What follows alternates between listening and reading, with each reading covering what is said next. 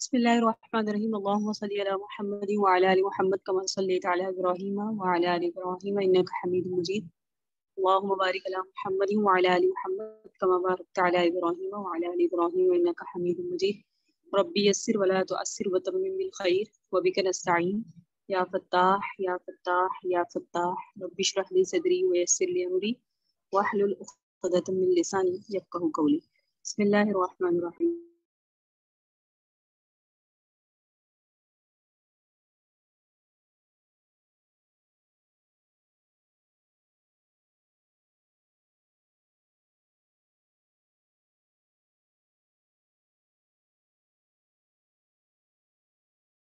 आज का जो सबक है उसका ताल्लुक है फज़ाइल सहाबा से। और पिछले सबक में जो हमने चीज़ें पढ़ी उसमें जो सहाबा कराम थे उनके ज़ुहद के मुतालिक पढ़ा, जिसमें सैयदना सिद्दीक़ अकबर रज़ी अल्लाह तआला अन्हु का ज़ुहद बयान किया गया, हज़रत उमर बिन ख़त्ताब रज़ी अल्लाह तआला अन्हु का ज़ुहद बयान किया गया, हज़रत अली का, हज़रत उस्मान बिन अफ़्फ़ान रज़ी अल्लाह तआला अन्हु का, हज़रत अबू उबैदा बिन जर्राह रज़ी अल्लाह तआला अन्हु का। आज हम इसी मौजू पर से सबक का आगाज़ करते हैं और आज जो हम पढ़ेंगे वो है हज़रत मुसअब बिन उमैर। इनका ज़ुहद क्या था और सहाबा की फ़ज़ाइल में और सहाबा के सबक में जो अहम चीज़ है वो है कि उनकी ज़िंदगी गुजारने का अंदाज़ क्या था, उन्होंने कैसी ज़िंदगी गुजारी है और इस रास्ते में उन्होंने क्या क्या मसाइब बर्दाश्त की। तो सहाबा के ज़ुहद के मुतल्लिक है, सहाबी रसूल हैं हज़रत मुसअब बिन उमैर। हज़रत अली रज़ी अल्लाह तआला अन्हु फरमाते हैं कि सर्दी के मौसम में सुबह के वक्त मैं अपने घर से निकला, सर्दी का मौसम था, सुबह का वक्त था, मैं अपने घर से निकला और भूख भी लगी हुई थी और भूख के मारे बुरा हाल था, सर्दी भी तंग कर रही थी और हमारे यहाँ बगैर रंगी हुई खाल पड़ी हुई थी जिसमें से कुछ बू भी आ रही थी। इसे मैंने काट कर अपने गले में डाल दिया और अपने सीने से बांध लिया ताकि इसके जरिए से कुछ तो गर्मी हासिल हो। अल्लाह की कसम घर में मेरे खाने की कोई चीज़ नहीं थी और अगर हुजूर के घर में भी कोई चीज़ होती तो वो मुझे मिल जाती, वहां भी कुछ नहीं था। ये हज़रत मुसअब बिन उमैर बता रहे हैं कि मैं मदीना मुनव्वरा की एक तरफ को चल पड़ा, वहां एक यहूदी अपने बाग में था, मैंने दीवार के सुराख से उसकी तरफ झांका, उसने कहा, ए अराबी क्या बात है, मजदूरी पर काम करोगे? एक डोल पानी निकालने पर एक खजूर लेने को तैयार हो? मैंने कहा हाँ। बाग का दरवाजा खोलो। उसने दरवाजे को खोल दिया, मैं अंदर गया और डोल निकालने लगा। वो मुझे हर डोल पर एक खजूर देता था, यहाँ तक कि मेरी मुट्ठी खजूरों से भर गई। मैंने कहा अब मुझे इतनी खजूरें काफी हैं। फिर मैंने वो खजूरें खाई और बहते पानी से मुंह लगाकर पिया। फिर मैं आका अलैहिस्सलाम की खिदमत में हाजिर हुआ और मुझ मस्जिद में आप अलैहिस्सलाम के पास बैठ गया। हुजूर पाक सल्लल्लाहु अलैहि वसल्लम अपने सहाबा की एक जमात में तशरीफ फरमा थे। इतने में हजरत मुसअब बिन उमैर अपनी पैवंद वाली चादर ओढ़े हुए आए। जब हुजूर सल्लल्लाहु अलैहि वसल्लम ने इन्हें देखा तो इनका नाज़ नियामत वाला जमाना याद आ गया। अब इनकी मौजूदा फक्र फाका वाली हालत भी नजर आ रही थी। इस पर हुजूर पाक सल्लल्लाहु अलैहि वसल्लम की आंखों से आंसू बह पड़े और आप अलैहिस्सलाम रोने लगे। फिर आप सल्लल्लाहु अलैहि वसल्लम ने फरमाया, आज तो फक्र फाका और तंगी का जमाना है, लेकिन तुम्हारा उस वक्त क्या हाल होगा जब तुम में हर आदमी सुबह एक जोड़ा पहनेगा और शाम को दूसरा, और तुम्हारे घरों पर ऐसे पर्दे लटकाए जाएंगे जैसे काबा पर लटकाए जाते हैं। हमने कहा हम तो इस जमाने में ज्यादा बेहतर होंगे जिसका आप जिक्र करते हैं, जरूरत के कामों में दूसरे लगा करेंगे, हमें लगना नहीं पड़ेगा और हम इबादत के लिए फारिग हो जाएंगे। तो नबी अलैहिस्सलाम ने फरमाया, नहीं, आज तुम उस दिन से ज्यादा बेहतर हो कि दीन का काम तुम तकलीफ और मुशक्कतों के साथ कर रहे हो। जो काम दीन का काम तकलीफ के साथ हो, मुशक्कत के साथ हो, उस पर अजर व सवाब भी ज्यादा है। ये जो हदीस अभी आपके सामने बयान हुई या हजरत मुसअब बिन उमैर का ज़ुहद बयान हुआ, इसमें समझ आता है कि हजरत मुसअब बिन उमैर ने कैसा जमाना पाया था और किस तरह उन्होंने अपनी जिंदगी को बिल्कुल ही बदल दिया और उन्होंने दीन के लिए सारी कुर्बानियां दी। यानी उनकी जो कुर्बानी का मकसद था वो दीन था।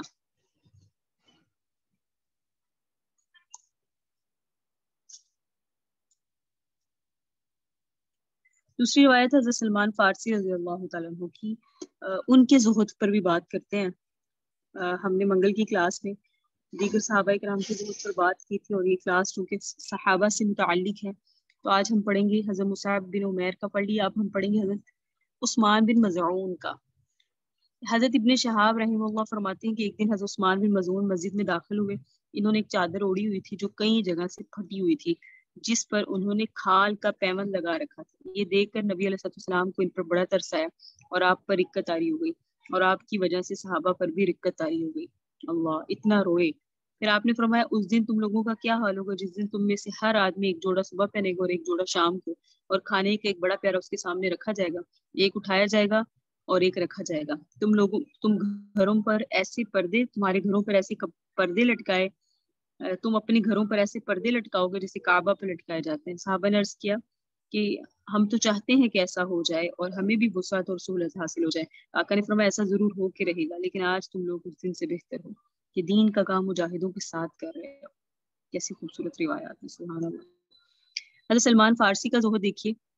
حضرت طیہ بن عامر رحمہ اللہ علیہ فرماتے ہیں میں نے ایک مرتبہ حضرت سلمان فارسی کو دیکھا کہ وہ کھانا کھا رہے تھے اور ان سے مزید کھانے کا اصرار کیا گیا تو انہوں نے کہا میرے لیے یہی کافی ہے، میرے لیے یہی کافی ہے، کیونکہ میں نے نبی علیہ السلام کو یہ فرماتے ہوئے سنا کہ دنیا میں پیٹ بھر کے کھانے والے قیامت کے دن زیادہ بھوکے ہوں گے۔ اے سلمان، دنیا مومن کے لیے جیل خانہ اور کافر کے لیے جنت ہے۔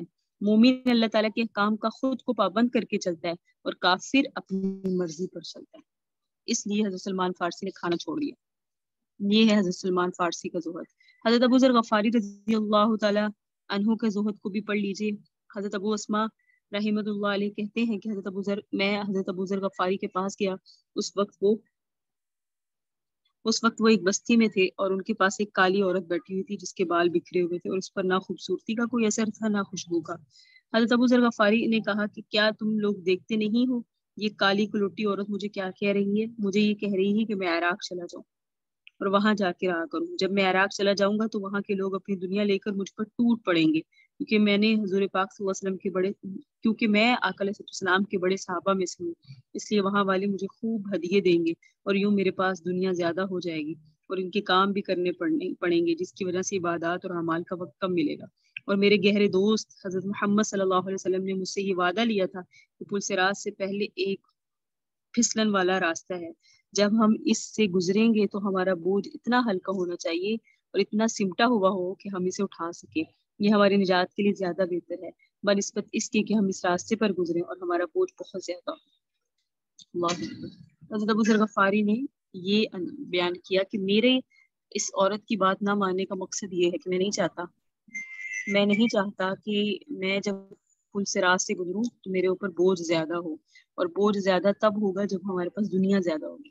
تو حضرت ابو ذر غفاری رضی اللہ تعالیٰ عنہ کا یہ زہد تھا۔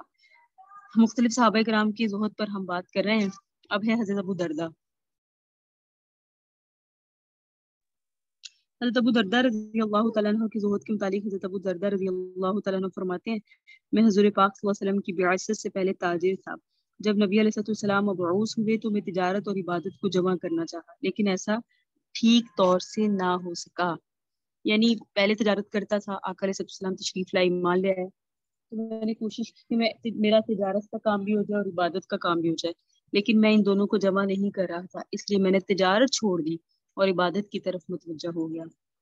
اللہ، یعنی میں نے اپنا وہ پیشہ، اپنا معاملہ چھوڑ دیا، لیکن اپنے آپ کو عبادت کے لیے خالی کر دیا۔ یہ زہد ہے۔ حضرت ابو دردہ کی ایک روایت میں ہے کہ انہوں نے یہ بھی فرمایا، حضرت ابو دردہ رضی اللہ تعالیٰ عنہ نے، تو ذات کی قسم جس کی قبضہ قدرت میں میری جان ہے، آج مجھے یہ بات بھی پسند نہیں کہ مسجد کے دروازے پر میری ایک دکان ہو اور مسجد کی نماز با جماعت مجھ سے ایک بھی فوت نہ ہو۔ مجھے اس دکان سے روزانہ 40 دینار نفع ہو جو میں سب اللہ کے راستے میں صدقہ کروں۔ اس سے کسی نے پوچھا کہ آپ کو کیوں ناپسند ہے؟ فرمایا حساب کی سختی کی وجہ سے۔ یعنی مجھے یہ بھی نہیں پسند کہ بس بالکل مسجد کے ساتھ میری دکان ہو تاکہ میں مسجد میں بھی حاضر ہو سکوں۔ مجھے یہ بھی اتنی بھی تجارت پسند نہیں ہے، چاہے وہ مسجد کے ساتھ ہو اور میں نمازیں بھی پڑھ سکوں گا سب کچھ، لیکن میں دنیا کو اتنا اپنے آپ کو دنیا سے بچاتا ہوں کہ جب میں اللہ کے حضور حاضر ہوں تو میں ہلکا پھلکا ہو جاؤں اور حساب کی سختی سے حضرت معاذ بن افرا رضی اللہ تعالی عنہ کا زہد دیکھیے۔ حضرت ابو ایوب کے غلام حضرت افلحہ بیان کرتے ہیں کہ حضرت عمر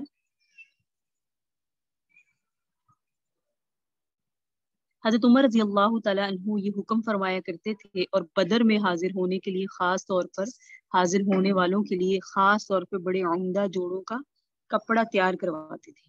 جو بدر کے شرکاء تھے نا، جو بدر میں حاضر ہوئے تھے، تو حضرت عمر کا جب زمانہ خلافت آیا تو ان کے لیے خاص قسم کے جوڑے تیار کروایا کرتے تھے. چنانچہ انہوں نے حضرت معاذ بن عفرہ کو ان میں سے ایک جوڑا بھیجا، کیونکہ حضرت معاذ بن عفرہ بھی بدر میں حاضر تھے، یعنی بدر کا جو غزوہ ہوا تھا اس میں. حضرت معاذ نے مجھ سے فرمایا، اے افلاح یہ جوڑا بیچ دو. میں نے وہ جوڑا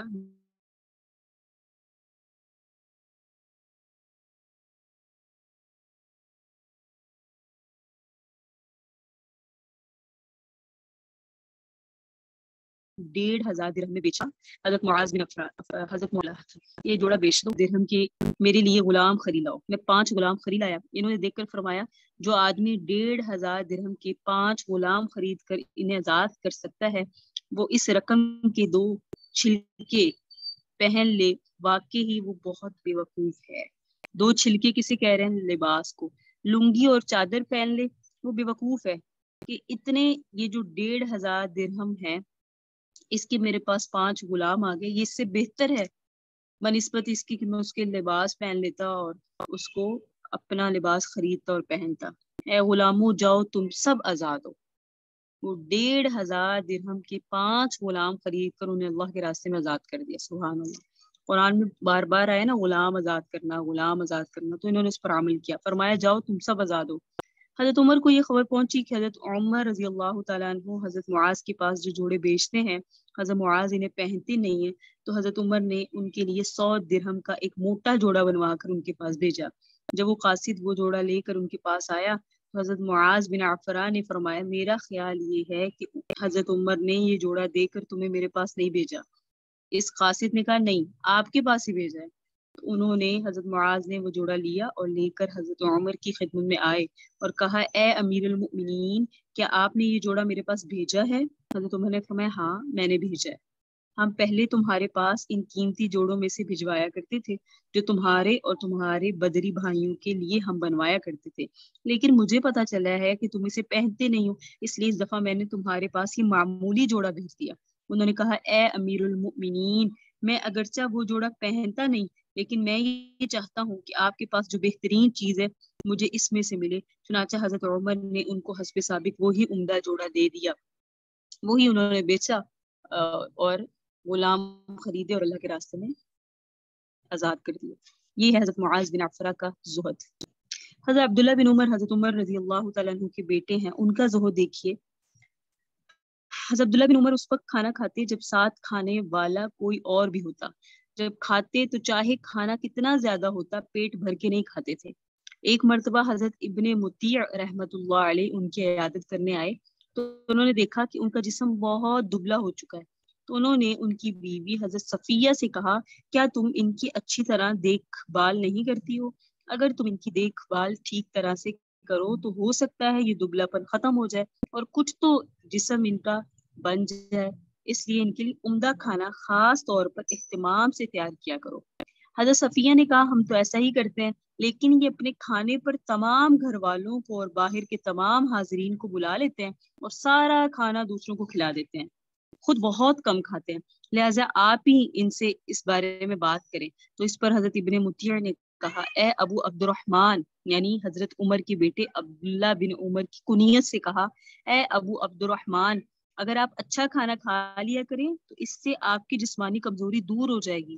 تو حضرت عمر نے فرمایا، 8 سال مسلسل ایسے گزرے ہیں کہ میں نے کبھی پیٹ بھر کر نہیں کھایا، صرف ایک مرتبہ ہی پیٹ بھر کر کھایا ہوگا. اب تم چاہتے ہو کہ میں پیٹ بھر کر کھایا کروں جبکہ گدھے کی پیاس جتنی زندگی رہ گئی ہے.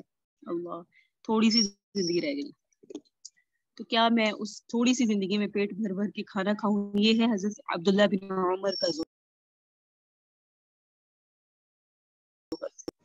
حضرت حذیفہ بن یمان، جنہیں کہا جاتا ہے رازدار رسول نبی علیہ السلام، نے ان کے پاس ایک رجسٹر رکھوایا ہوا تھا جس میں منافقین کے نام ہوا کرتے تھے. ان کا زہد دیکھی.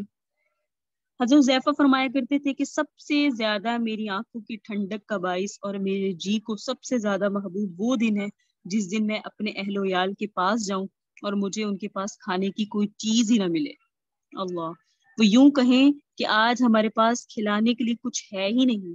اس کی وجہ یہ ہے کہ میں نے حضور صلی اللہ علیہ وآلہ وسلم کو یہ فرماتے ہوئے سنا، مریض کو اس کے گھر والے جتنا کھانے سے بچاتے ہیں، اللہ تعالیٰ مومن کو اس سے زیادہ دنیا سے بچاتے ہیں، اور باپ اپنی اولاد کے لیے خیر کی جتنی فکر کرتا ہے، اللہ تعالیٰ اس سے زیادہ مومن کی آزمائش کا اہتمام کرتے ہیں۔ تو میرے گھر والوں کے پاس کھانے کو نہ ہو، مطلب میرے گھر والوں کے پاس دنیا نہ ہو، یہ مجھے بہت محبوب ہے، اور میرے لیے یہ دن بڑا خاص ہے جس دن میرے گھر کچھ کھانے کو نہ پکے، دنیا سے بے رغبتی۔ اللہ اکبر۔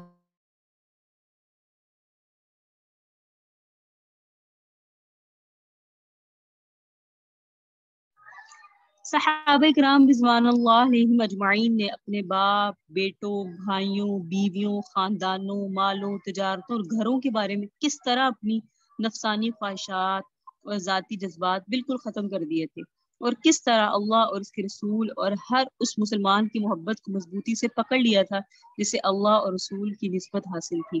انہوں نے کس طرح ہر انسان کا خوب اکرام کیا جسے نسبت محمدی حاصل ہو گئی، جسے بھی نسبت محمدی حاصل ہو جاتی اس کا بڑا اکرام کرتے۔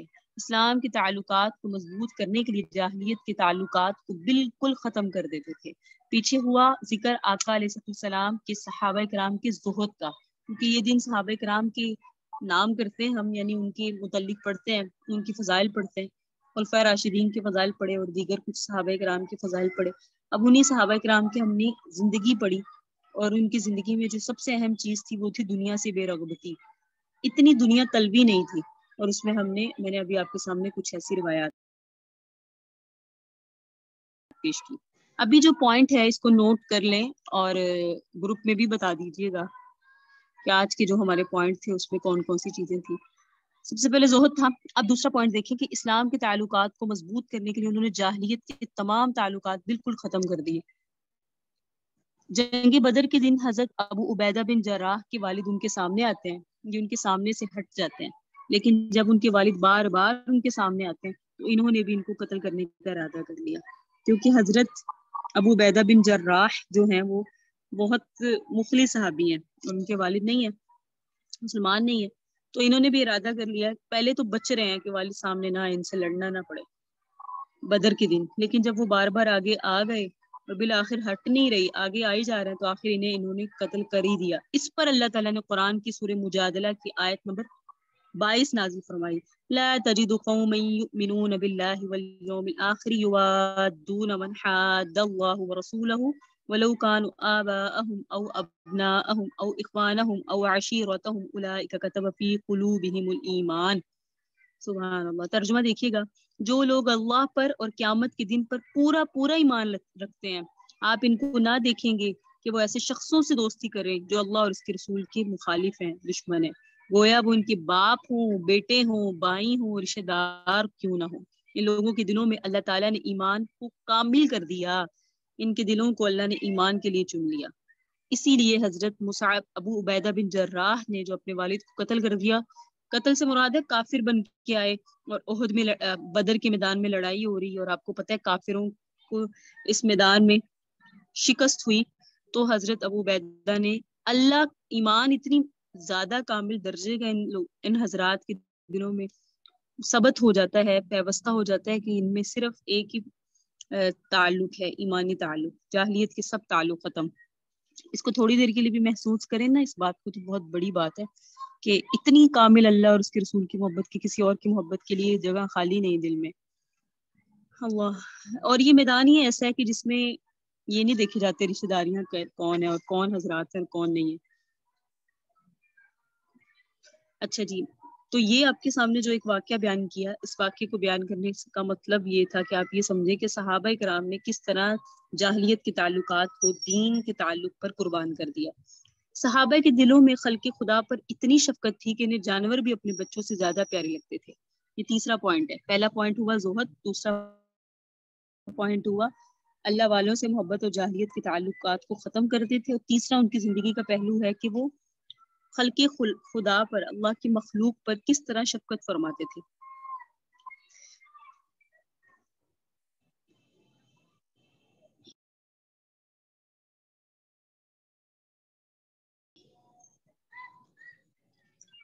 حضرت ابو الاحفص کہتے ہیں کہ ہم لوگ حضرت عبداللہ بن مسعود کی خدمت میں حاضر ہوئے تو ان کے پاس دینار جیسے خوبصورت 3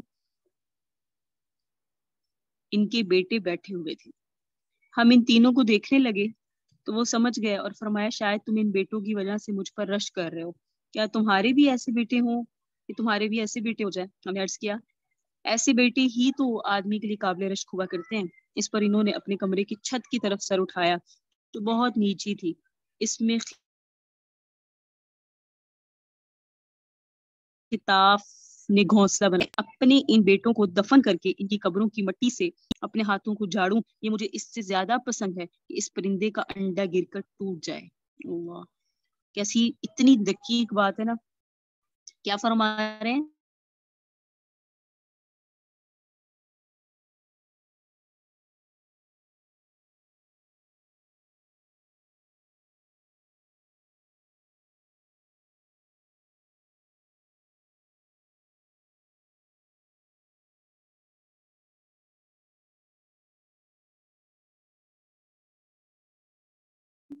ہم نے عرض کیا کہ ایسے بیٹے نے میں حضرت عبداللہ بن مسعود کی مجلس میں بیٹھا کرتا تھا. ایک دن وہ اپنے چبوترے پر بیٹھے ہوئے تھے اور فلاں فلاں عورتیں ان کی بیویاں تھیں جو بڑے حسب و نسب اور جمال والی تھی اور ان کی ان دونوں سے بڑی خوبصورت اولاد تھی کہ اتنے میں ان کے سر کے اوپر ایک چڑیا بولنے لگی. اس نے ان کے سر پر بیٹ کر دی. انہوں نے اپنے ہاتھ سے بیٹ پھینک دی اور فرمایا عبداللہ کے سارے بچے مر جائیں اور ان کے بعد میں بھی مر جاؤں، یہ مجھے اس چڑیا کے مرنے سے زیادہ پسند ہے. کہ یہ چڑیا کا مر جانا مجھے برداشت نہیں ہے، ہاں بچے مر جائیں تو خیر. یعنی یہ بتانے کا مقصد ہے کہ خلق خدا پر ان کا اتنی محبت تھی. لیکن وہی بات ہے نا، اتنی مشکل بات ہے ہمارے دلوں میں ہمارے اپنوں کی اتنی محبت ہوتی ہے، اتنی ہوتی ہے کہ ہم حق پر وہ نہیں ہے نا تو بھی ان کا ساتھ دے دیں گے، نہ حق بات کہہ دیں گے، عدل سے پھر جائیں گے، لیکن اپنے کسی پیارے کو ہم جھوٹا نہیں کر سکتے. اتنی محبت ہے. میرے حضرت فرمایا کرتے ہیں کہ ہر وہ چیز جس سے آپ کو اللہ کی یاد سے آپ غافل ہو جائیں وہ آپ کے لیے معبود ہے، آپ شرک میں مبتلا ہیں. اتنی بڑی بات انہوں نے فرمائی اصلاح کرتے ہوئے کہ ہر وہ چیز جو آپ کو آپ کے رب کی یاد سے غافل کر دے، آپ کی اولاد ہو، آپ کی پڑھائی ہو، آپ کے کام کاج ہو، آپ کے دنیاوی معاملات ہوں، آپ کا بازار جانا ہو، آپ کا کچن میں کھڑا ہونا ہو، اور وہ چیز آپ کو اللہ کی یاد سے غافل کر رہی ہے، آپ کی نمازیں قضا کر رہی ہے، آپ کے معاملات خراب کر رہی ہے، تو وہ چیز الہ ہے، معبود ہے. آپ کی خواہشات آپ کی معبود ہے، آپ کہیں نہ کہیں ان کی پوجا کر رہی ہیں اور آپ کو معلوم ہی نہیں ہے. تو نظر رکھنے کی ضرورت ہے کہ ہمارے دلوں میں محبتیں کس کی ہیں غالب، ہمارے اپنوں کی ہیں، ہماری اپنی ذات سے محبت عزیز تر ہے، یا ایسے اللہ تعالی نے جن لوگوں کو چن لیا ہے ان کی محبت عزیز تر ہے. تو زہد صحابہ کرام کی زندگی کا ہے عنصر زہد. اس کے بعد یہ ہے کہ جاہلیت کے تعلقات، چاہے وہ اپنے ہوں، پیارے ہوں، بھائی ہوں، اولاد ہو، بیٹے ہوں، والد ہوں، جاہلیت کے تعلقات کو قربان کر دیتے تھے دین پر. تیسری چیز ہے کہ خلق خدا سے محبت. خلق خدا سے محبت میں بے زبانوں سے محبت بہت اہم چیز ہے. خلق خدا سے محبت میں بے زبانوں سے محبت بہت اہم چیز ہے. اس کی وجہ کیا ہے؟ بے زبان ہے نا وہ، ان کی تکلیف کو تکلیف سمجھنا اور ان کی تکلیف میں ان کو تکلیف سے بچانا. یہ بے زبان جب دعا کرتا ہے نا تو وہ عرش کو ہلا دیتی ہے. تو وہ پتہ نہیں، وہ جیسے وہ ایک خاتون کے متعلق آتا ہے، تھی تو بدکارہ لیکن اس نے چونکہ وہ کتے کو پانی پلا دیا تھا تو اللہ رب العزت نے اس کی بخشش کر دی. اور ایک تھی تو عابدہ زاہدہ، لیکن بلی کو باندھ کے رکھا، نہ کھانے کو دیا اور نہ اس کو کھولا کہ وہ خود کہیں سے کچھ تلاش کر کے کھا لے.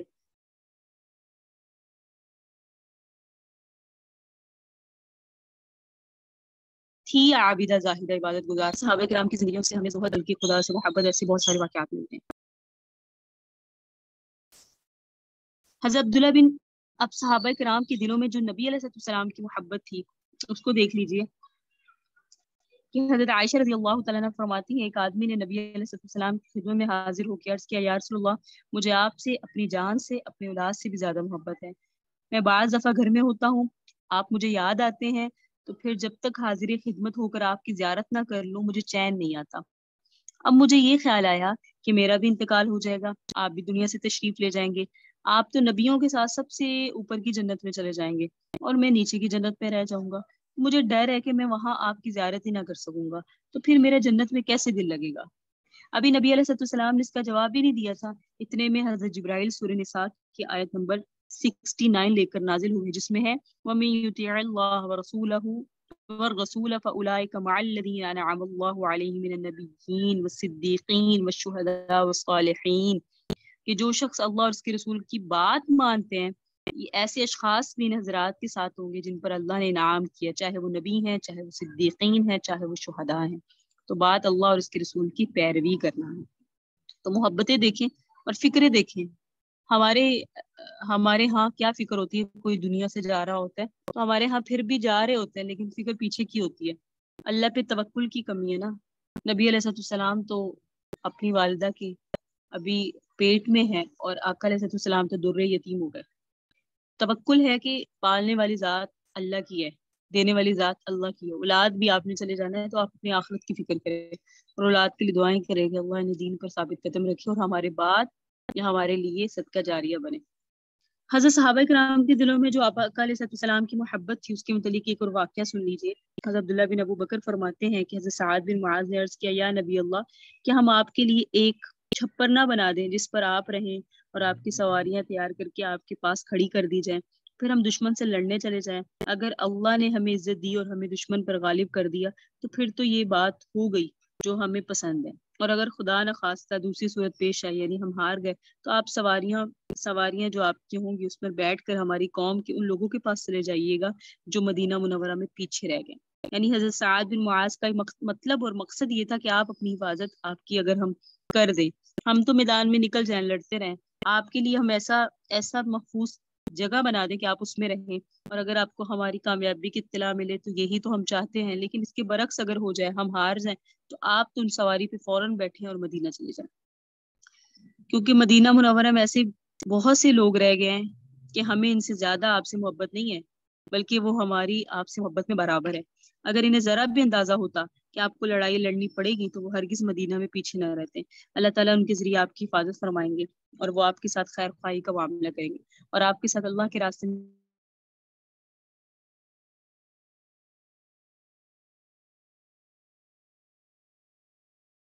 میں جہاد کریں گے۔ یہ سن کے نبی علیہ السلام نے اور پھر نبی علیہ السلام کے لیے ایک چھپر کی میرے صحابہ ہار جائیں گے تو میں معاذ اللہ اس میں سے نکل کے چلا جاؤں گا، بلکہ ان کی دل جوئی کے لیے آقا نے فرمایا کہ ہاں جو تم نے کرنا ہے کر لو، کیونکہ آقا تو جانتے تھے کہ کیا معاملات آگے پیش آنے والے۔ تو یہ صحابہ کرام کی آقا علیہ السلام سے محبت ہے، اور صحابہ کرام کا حضور پاک صلی اللہ علیہ وسلم کی محبت کو اپنی محبت پر مقدم رکھنا، یہ بھی بہت سارے واقعات اس کے ہمیں ملتے ہیں۔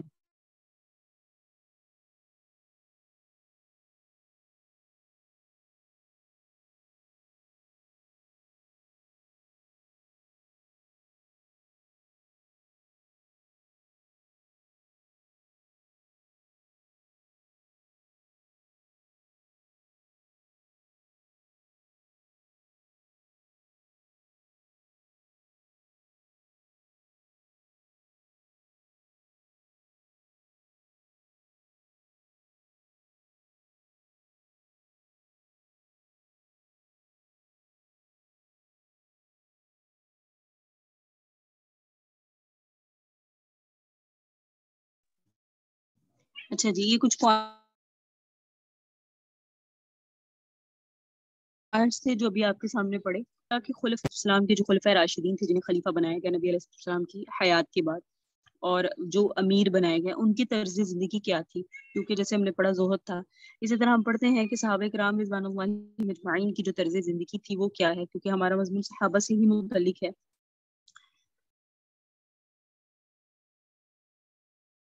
ہوا کیا کہ جو نبی علیہ السلام کی سب سے پہلے صحابی اور خاص جو غار یار ہیں سیدنا صدیق اکبر، ہم بتدریج سبھی کا پڑھیں گے، ان کے لیے کچھ اہم چیزیں ہیں۔ وہ سمجھیے کہ ہجرت کے 11ویں سال 12 ربیع الاول کو پیر کے دن یا 9 ربیع الاول کو پیر کے دن جب نبی علیہ السلام کا وصال ہوا، اسی دن لوگ سیدنا صدیق اکبر سے بیعت ہوئے اور آپ کا قیام اپنی بیوی حضرت حبیبہ بنت خارجہ بن زید بن ابی زحیب کے ہاں ہو گیا جو کہ قبیلہ بنو حارث بن خزرج میں سے تھی. یعنی آقا حضرت ابوبکر صدیق اپنی بیوی حضرت حبیبہ کے ساتھ رہنا شروع ہوئے اور اپنے لیے انہوں نے بالوں کا خیمہ ڈال رکھا تھا. اس میں انہوں نے کوئی اضافہ نہیں کیا یہاں تک کہ اپنے مدینہ والے گھر منتقل ہو گئے.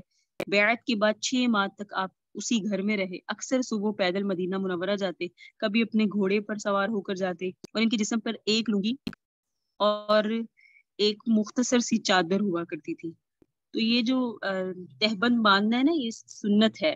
صحابہ کرام بھی باندھا کرتے تھے. تو یہ باندھنا ہی سنت ہے. اس وقت میں یہ شلوار جسے بولتے ہیں یا پائجامہ وغیرہ, اس کا اتنا زیادہ شعور نہیں حاصل ہوا تھا. لیکن نبی علیہ السلام کو پائجامہ پسند تھا, شلوار پسند تھی. آقا فرمایا کرتے تھے اس میں سطر پوشی زیادہ ہوتی ہے. تو وہ زمانے بہت, چونکہ پرانے زمانے کی بات ہے تو اس وقت میں تہبند ہی چلا کرتے تھے. تو سیدنا صدیق اکبر یہ پہنا کرتے تھے اور ان کے جسم پر صرف یہ دو مختصر کپڑے تھے. چنانچہ مدینہ آتے, لوگوں کو نمازیں پڑھاتے. جب عشاء کی نماز پڑھ لیتے تو دوبارہ اپنے گھر والوں کے پاس چلے جاتے. حضرت ابوبکر صدیق خود مدینہ میں ہوتے تو خود لوگوں کو نماز پڑھاتے. جب خود نہ ہوتے تو حضرت عمر بن خطاب نماز پڑھاتے.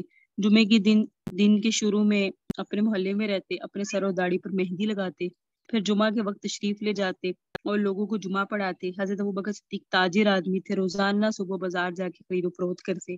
ان کا بکریوں کا ایک ریوڑ بھی تھا جو شام کو ان کے پاس واپس آتا. کبھی ان کو چرانے خود جاتے, کبھی کوئی اور چرانے جاتا. یہ میں ان کی حالات بتا رہی ہوں جو خلیفہ اول ہیں, جو غار یار ہیں, اور ان کے لیے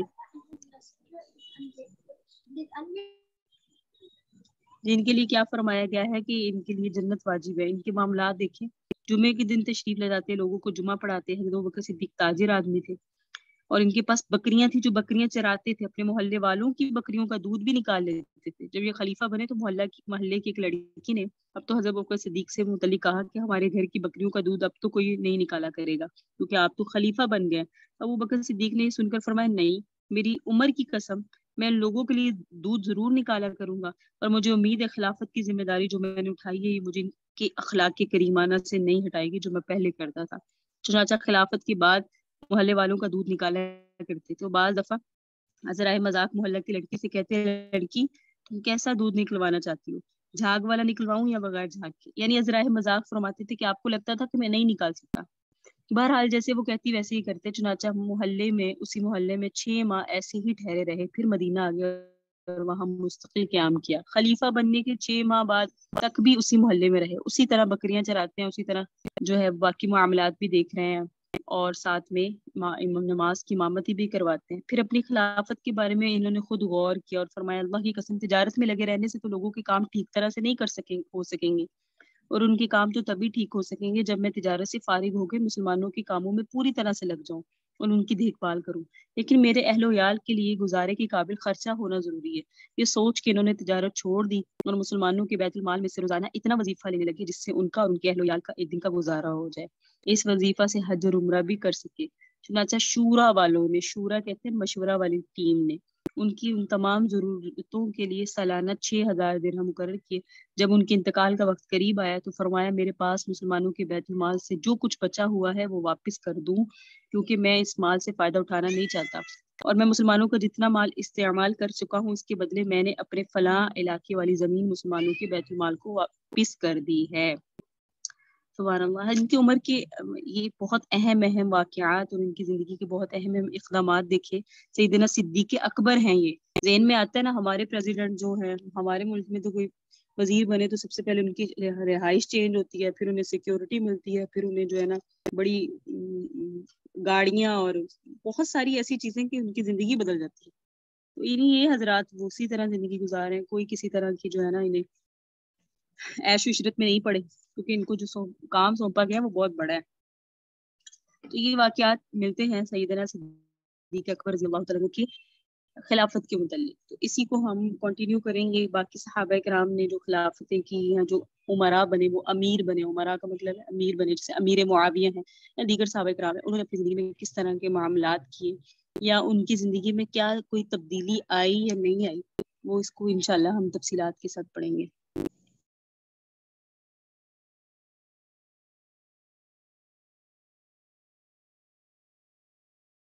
یہیں تک سبق کو مکمل کرتے ہیں. صلی اللہ تعالی علی حبیب خیر خلقہ محمد وعلی آلہ واصحابہ وذریاتہ اجمعین وبرحمتک یا ارحم الراحمین. اللهم صل على سيدنا محمد وعلى آل سيدنا محمد وبارك وسلم وصل عليه.